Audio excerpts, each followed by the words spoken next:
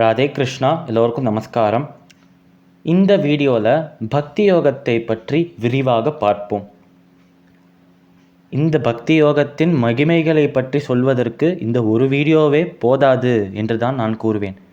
ஏனென்றால் நம்ம ஏற்கனவே பார்த்த மாதிரி நம்ம கிருஷ்ணர் பரமாத்மாவான கண்ணன் 3 யோகங்களில் ஞான கர்ம பக்தி யோகங்களில் பக்தியையே பிரதானமாக பக்தியையே உயர்ந்ததாக கருதுகிறார் என்று சொன்னேன்.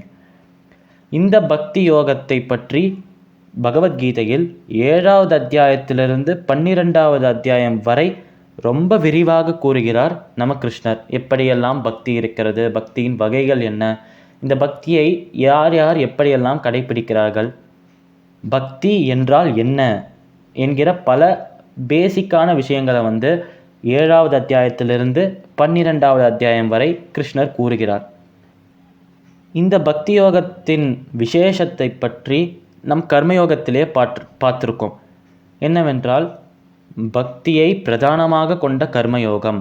நாம் செய்யும் விஷயங்கள் அனைத்தையும் பகவானை சிந்தையில் கொண்டு அந்த பகவானிற்கே அந்த செயலையும் செயலிலிருந்து வரும் பலனையும் சமர்ப்பணம் செய்வதுதான் பக்தியை பிரதானமாக கொண்ட கர்மயோகம் என்று கூறுகிறோம்.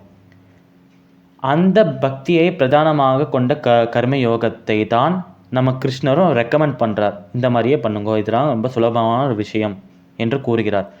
ஏனென்றால் கர்மத்தை செயலை நாம் அனுதினமும் தினம் செய்கிறோம்.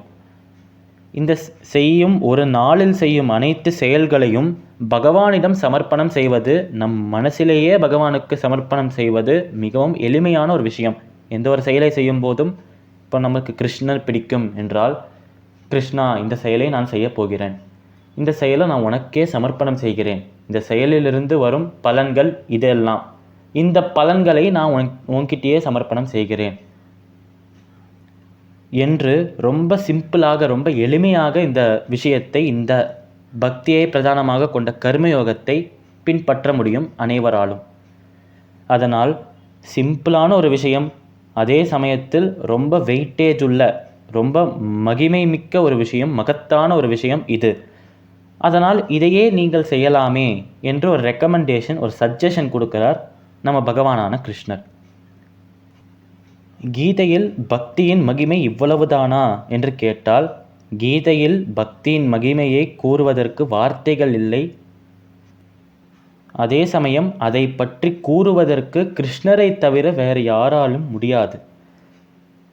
அதனால் பகவத்கீதையில் கிருஷ்ணர் பக்தியை பற்றி கூறும் விஷயங்களும், கீதையில் பக்தி யோகத்தின் சில முக்கியமான விஷயங்களும் இவையே.